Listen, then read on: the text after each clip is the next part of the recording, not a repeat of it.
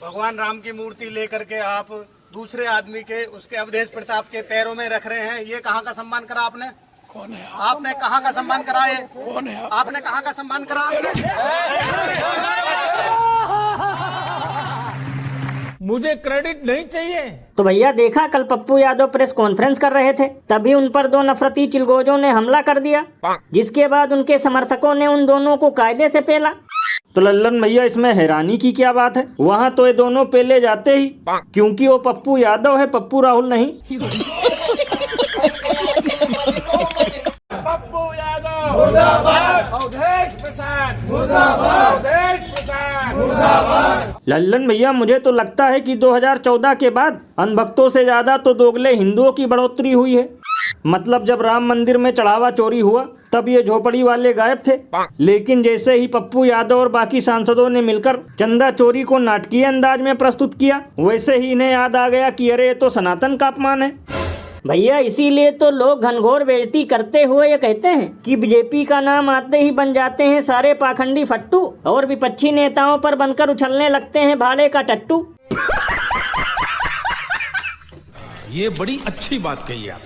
और भैया सिर्फ यही नहीं, कुछ नफरती ढक्कनों ने तो पप्पू यादव पर 51 लाख रुपए का इनाम भी रख दिया है। देखेगा, घबराना नहीं। ध्यान से सुनिए सारे लोग, घोषणा कर रहा हूँ कि भारत के सबसे दुर्दांत अपराधी, सनातन द्रोही, राम द्रोही, महानालायक पप्पू यादव का जो सर काट के लाएगा उसको 51 लाख रुपए का इनाम पुरस्कार सनातन रक्षा संगठन देगा।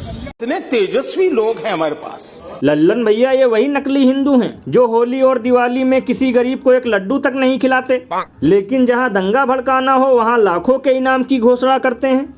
ये बिल्कुल सही कहा आपने। वैसे भैया मुझे तो लगता है कि इसको 51 लाख रुपए चंदा चोरों ने दिया है, वरना चेहरे से तो इसकी हैसियत 51 रुपए की भी नहीं लग रही।